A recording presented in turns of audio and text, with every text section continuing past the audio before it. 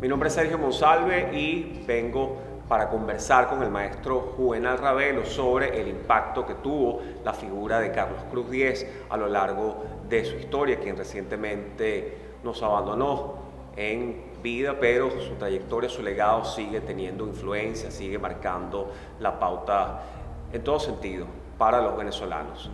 Al fondo tenemos una obra del maestro Juvenal Ravelo y quién mejor que él como su amigo para hablarnos del impacto que tuvo Cruz Diez. ¿Cómo fue Cruz Diez en vida, maestro? Bueno, Carlos, perdón, fue un personaje extraordinario en el sentido que era un ser con mucho humor y dentro de lo que podríamos llamar en la sociedad un ser que estaba dotado de mucha humildad y él no tenía problemas con la gente que se le acercaba, abría las puertas con mucho cariño y se convertía así en un artista con características de popular, en el sentido de que no tenía misterios, pues, ¿sabe?, de vedetismo ni nada de eso, sino un ser muy cordial y recibía a todo el mundo, ofrecía la amistad a todo el mundo, pues, sin hacer distinción de ninguna clase de tipo social. Maestro, aquí tenemos una obra suya de fondo que nos sirve como marco para esta entrevista. Como crítico, como espectador, yo puedo encontrar algunas conexiones entre la obra de Carlos Cruz y la de usted. ¿Existe ese diálogo? ¿Existe ese vaso comunicante? Sí, lo que pasa es que, claro, lo que ocurre con todos los artistas que militamos en el arte cinético es que cada quien tiene su propio lenguaje, cada quien tiene su estilo. Y Carlos propone una metamorfosis en el color, que eso lo capta el espectador al desplazarse frente a su obra. Y también tiene una búsqueda que es la realidad cambiante de la luz. Cuando el público comienza a ver la obra, se da cuenta pues que hay una realidad cambiante en la naturaleza y Carlos la captó dentro de sus obras. Y el cinetismo, precisamente, su característica y su puesto en la historia está en que le imprimió a la obra de arte el movimiento. Y ese movimiento, cada artista cinético lo hace a su manera. En el caso mío, yo lo hago es con la fragmentación de la luz y el color. Maestro, en ese mismo sentido pudiésemos hablar que Carlos Cruz Diez se caracterizó no solo por ser un representante, un baluarte del cinetismo, sino también un coloso en lo que se refiere a la manera de tratar el tema específico de la luz como problema estético. De la luz y el color. Sí, precisamente la luz y el color. Sí, era lo que explicaba antes, que yo bueno, lo escribí en un trabajo que me encargó la revista de cultura del Banco Central, y yo escribí allí que el cinetismo, cuando nace, pero viene de una secuencia de la historia del arte. Aquí se buscó imprimir ese movimiento, pero los artistas de la primera generación tuvieron que tener referencias para llegar a eso, y una de las referencias fue el arte del impresionismo. ¿Cómo no? Para hacer la relación con Cruz Diez, en este sentido, en el impresionismo, que buscó la luz, porque ese es el puesto que tiene la historia del impresionismo, que no era solamente transcribir el paisaje a la tela, sino que le imprimieron otra cosa, que fue la búsqueda de la luz, y buscaron esa relación cambiante de la luz. Claude Monet, uno de los grandes representantes del impresionismo, pinta la catedral de Rouen, allá en Francia, y repite 5 veces la misma fachada de la catedral. siempre hemos dicho esto, que cualquiera podría pensar que se vuelve monotonía porque está repitiendo la misma catedral, pero no, eso sirvió de base. Él lo que planteó fue esa realidad cambiante de la luz, porque la primera fachada que pinta lo pinta hacia las 6 de la mañana, y luego hacia las 10 de la mañana, luego hacia las 4 de la tarde y luego hacia las 6 de la tarde. Entonces, toda esa realidad cambiante que ocurre en la naturaleza ocurre en el cuadro, pero él lo hizo en un plano bidimensional, pero el cinetismo va a agregarle el movimiento, y ahí Crudier, con el color y con su propuesta de metamorfosis de ese color, va a lograr eso que logró Monet, lo va a lograr él en una sola obra. Al desplazarse el espectador, se va a dar cuenta de que esa realidad cambiante de la luz comienza a funcionar en el cuadro al moverse el espectador, y los colores se vuelven cambiantes también. Por eso es que hay esa metamorfosis del color, como lo llamó él, del color físico. Maestro, con el evento, con el hecho de toda la trayectoria de Cruz Diez, lo que significa para este país, ¿pudiese explicarle a los espectadores del canal cómo está representada su obra y desplegada mediáticamente a lo largo y ancho, no solo de la ciudad de Caracas, del país, sino del resto del mundo? No, cómo no. Eso, lo de Cruz Diez forma parte de esa gran conquista del cinetismo que llegó a desplazarse por el mundo entero, teniendo como plataforma París, porque allá fue donde se encontró la primera generación de Soto con Cruz Diez, y después llegó la generación a la cual yo pertenezco, que es posterior.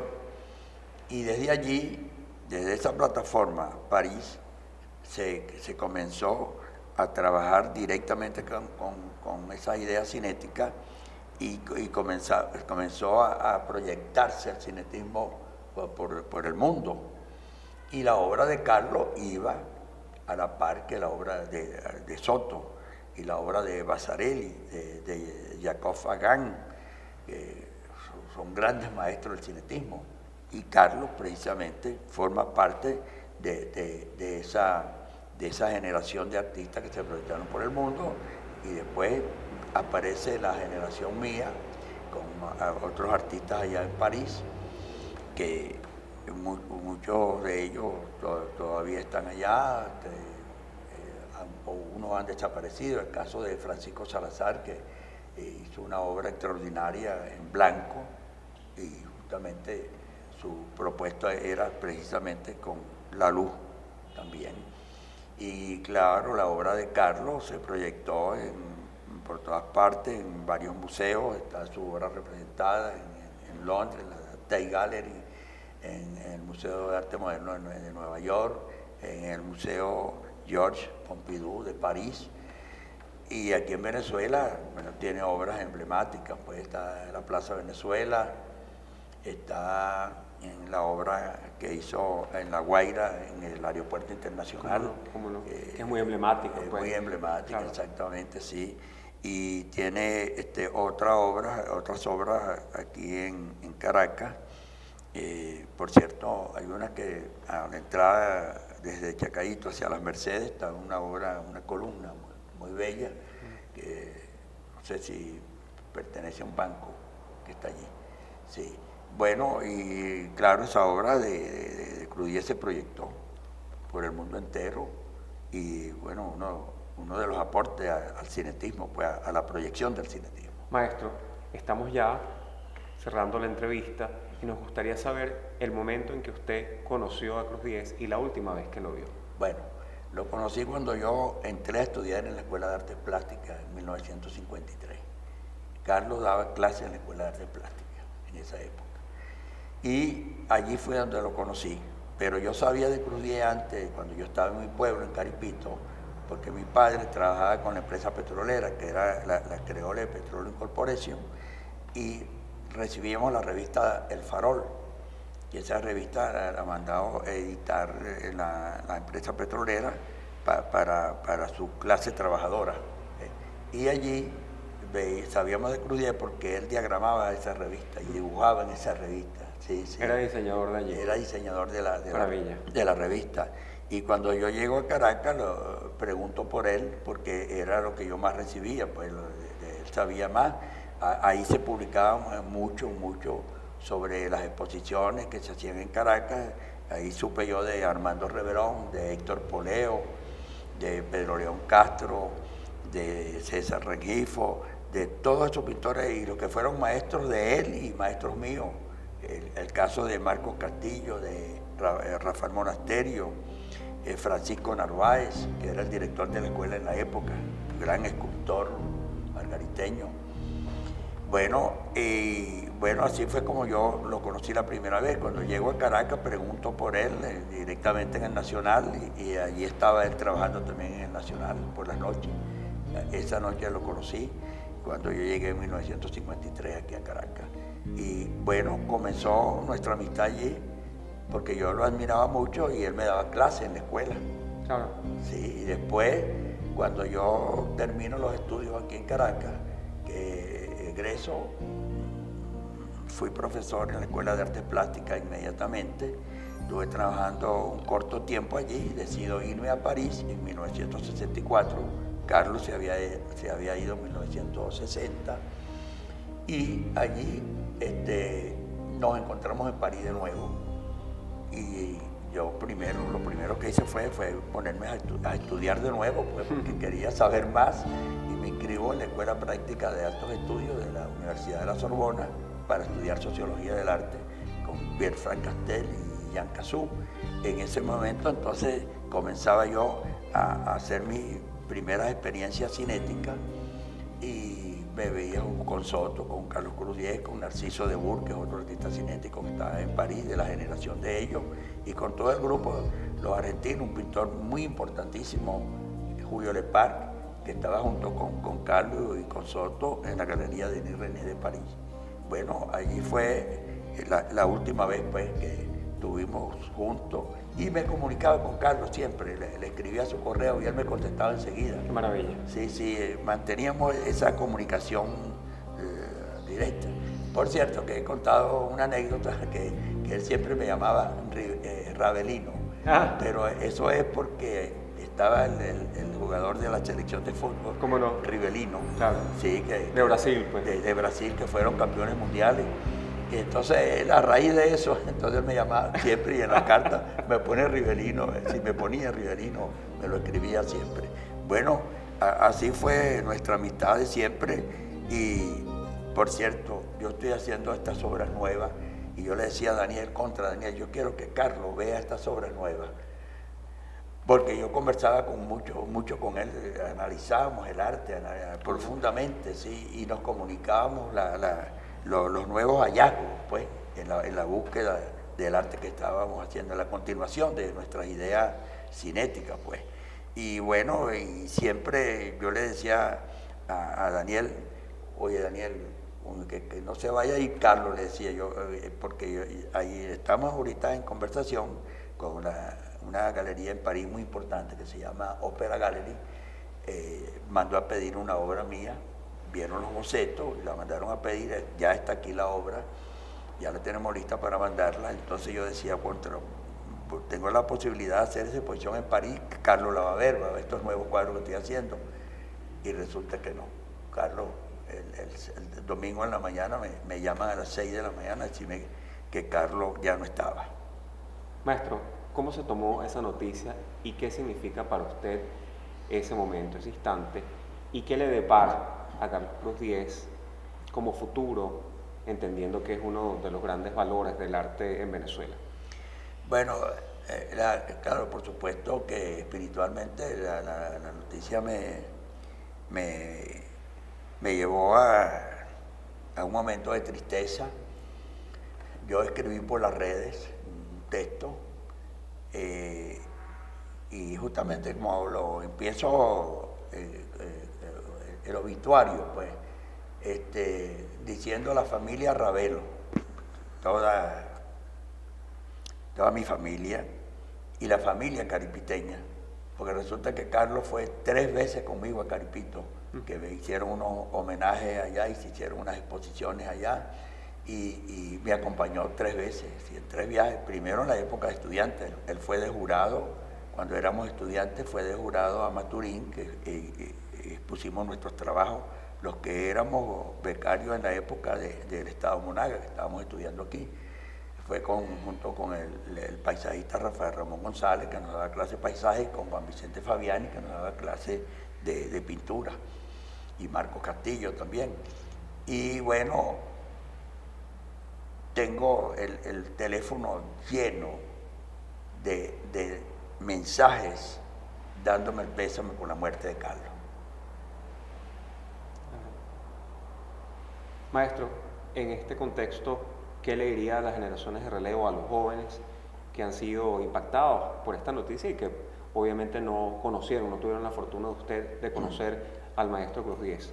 ¿Cómo pudiésemos cerrar esta entrevista? Hay un grupo de gente joven, tenemos contacto con ellos, jóvenes, que están trabajando, muchos andan fuera de Venezuela, hay otros que están aquí, pero muy interesante. Allí en la residencia de Francia le hicimos un homenaje a Francia, yo escribí el texto, Carlos tuvo la oportunidad de ver ese catálogo, cuando yo escribo allí, dándole las gracias a Francia por haber recibido pintores del siglo XIX, recibió a Arturo Michelena, a Cristóbal Rojas, a Martín Tovar y Tovar, a Tito Sala, a Emilio Boggio, y después nos recibió a nosotros y en la época que funda Alejandro Otero y Mateo Manaure, con otros artistas más fundan el grupo de los disidentes y desde París comienzan a enviar su pensamiento plástico. Bueno, toda esa gente se fue a formar allá a París, incluyéndonos a nosotros, y hay un grupo de gente nueva en este momento. Ahora me llamó desde Bogotá un muchacho que está trabajando muy buen trabajo está haciendo, se llama Roberto Array. Él desde Bogotá me escribió, y así está una muchacha llamada India Serena que vive en París, que ya expuso aquí en la galería de Magda Arria. Yo le escribí el texto del catálogo, porque es una muchacha muy joven, pero llena de conocimiento y llena de estudio profundo. Está haciendo una obra muy interesante. Hay un muchacho apellido Sánchez también que está haciendo trabajos muy buenos, pero un grupo bastante grande que está tomando el relevo y lo están tomando bien. Maestro, ha sido un gusto hablar con usted en este programa para Vale TV y no me queda más que despedirlo. Muchísimas gracias, maestro. Bueno, gracias a ustedes y gracias al canal, que siempre diciendo que, siempre lo digo, que es un canal que está dirigido más al pensamiento, a la cultura y a la ciencia. Maestro, muchas gracias. Que lo vea muy bien. Gracias, muchas gracias.